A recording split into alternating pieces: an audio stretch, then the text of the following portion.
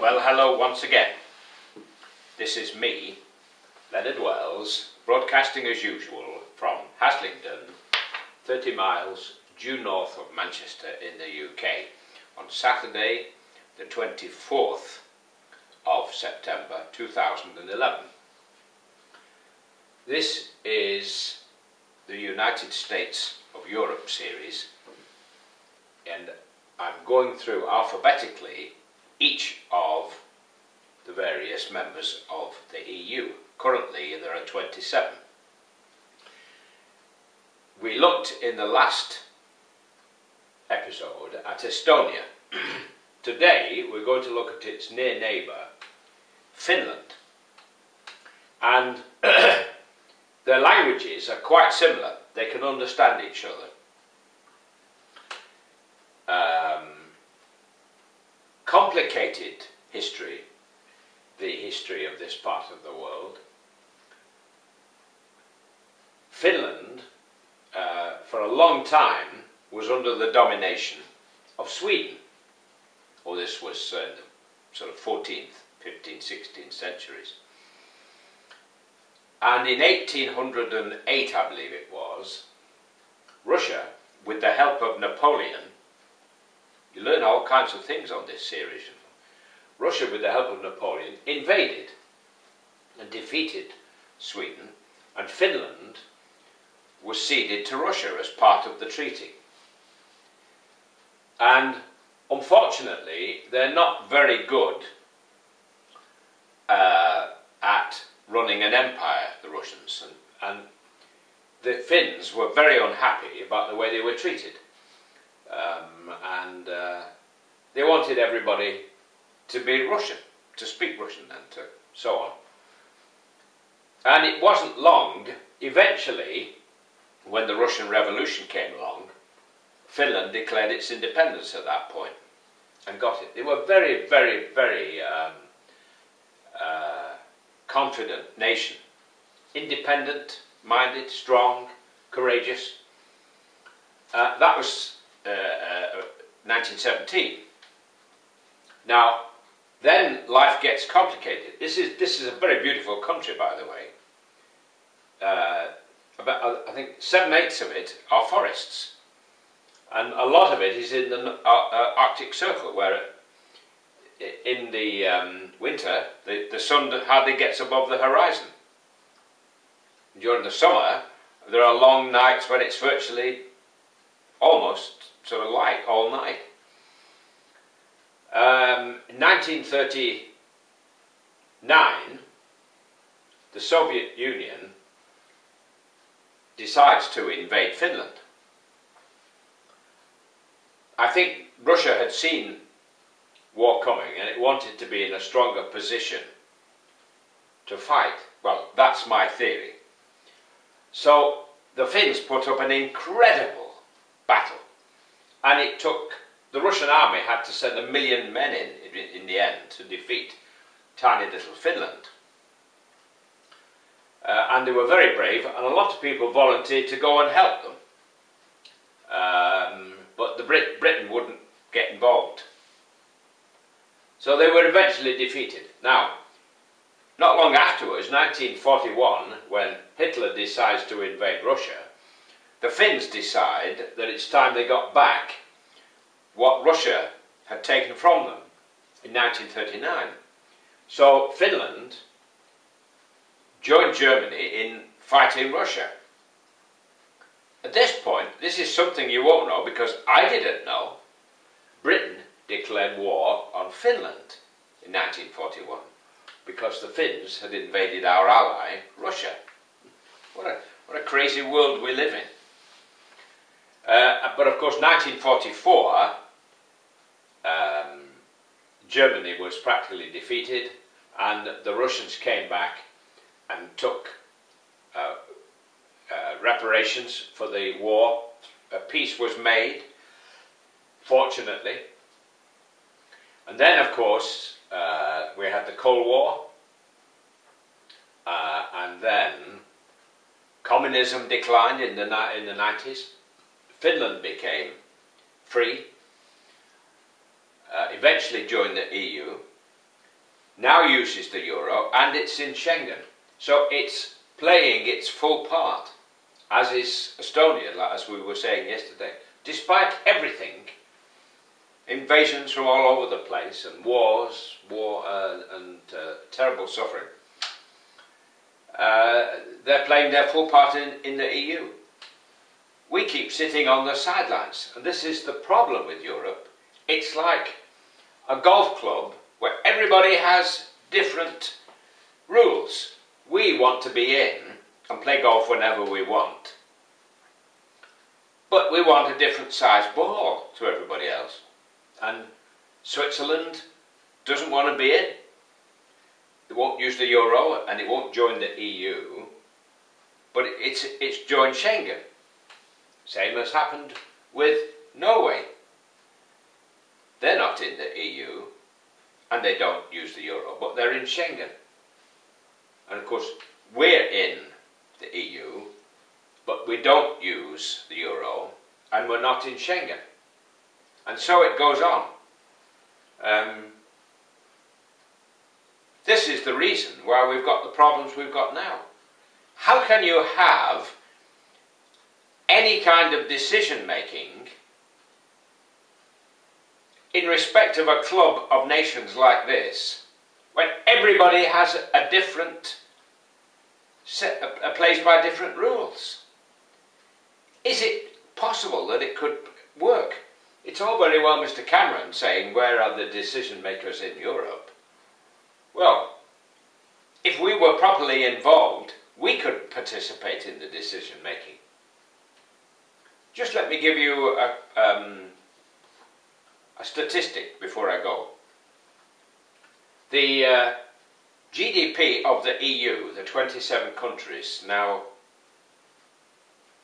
comprising the EU, the gross domestic product is almost equal to China and the United States combined. Almost. So collectively and together we are strong, immensely strong, not just economically but militarily and socially. I think we do it better, our collective way of living, to the way the United States does it, where so many people are living rough and sleeping in their cars. And it's only recently that most people became covered for medical care. I think we have a reasonably good way of living together. Well, the reason the club doesn't work efficiently is because we're all playing by different sets of rules. Now, if we have a United States of Europe, well, it'd be fairly obvious that it will centre on Brussels. It's very convenient for us because we got a train direct from St Pancras. So the members of the government who participate can just get on a train and be in Brussels in 2 hours or so. Very convenient. But my dream is that when you think big rather than small, and that the Eurosceptics and the Little Englanders don't appreciate that they're keeping us small, and they still have this crazy historical heritage of looking back at the empire and thinking that we're different and somehow we punch above our weight and all that crap.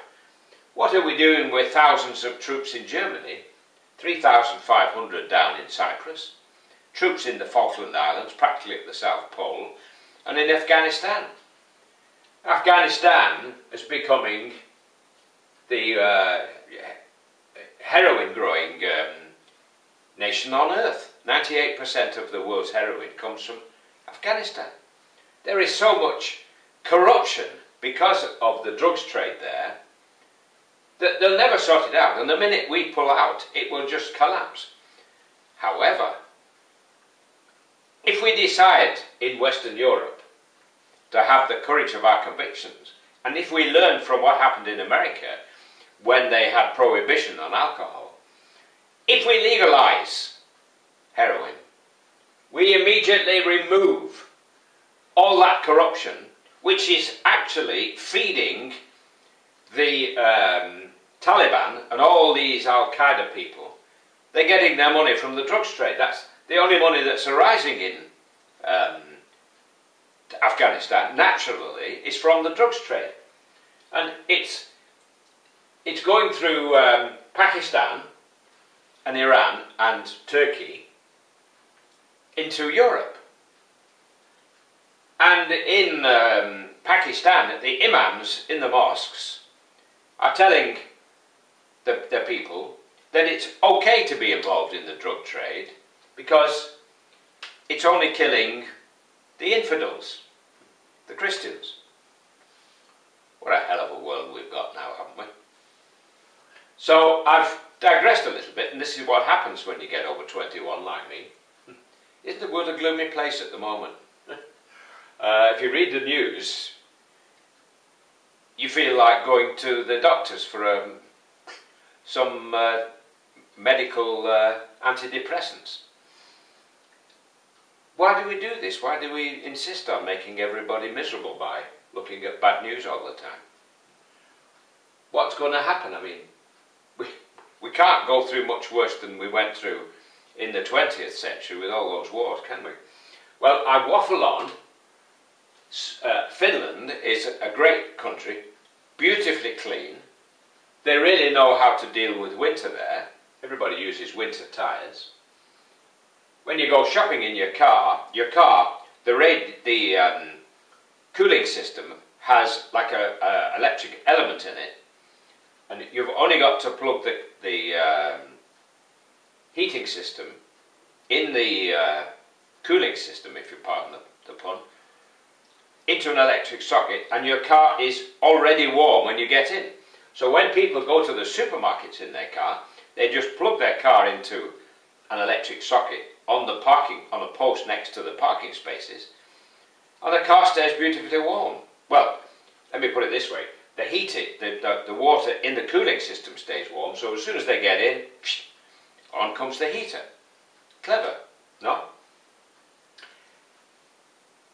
Finland is the home of Nokia. Now this is one in the eye for Sweden, because at one time Ericsson was the top mobile phone outfit in the world. And then along came Nokia. Now Nokia used to make boots for the Russians. Yes, made boots for the Russians. And they decided to make phones. Now Ericsson thought this was rather funny and just ignored them to their cost. And of course Nokia became the biggest name in mobile phones on the planet, more so than Ericsson. Although in my experience, Sony Ericsson, that's Sony and Ericsson combined, make more solid phones, maybe not quite as cute, but more solid phones. I've had more trouble with Nokia phones than I have with any of my Sony Ericsson phones. So anything with the name Sony on it seems to be made strong.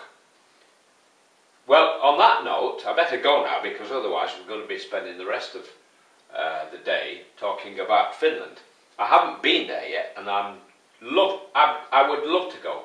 I have been to Norway, and that's beautiful. Rather similar in terms of how much forest there is and so on.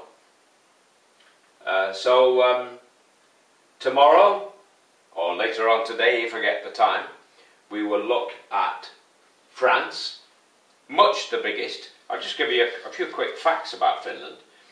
Population, if I may look at my notes if you don't mind, 5.3 million, capital Helsinki, major languages Finnish and Swedish, and the major religion Christianity. They use the euro and they export paper.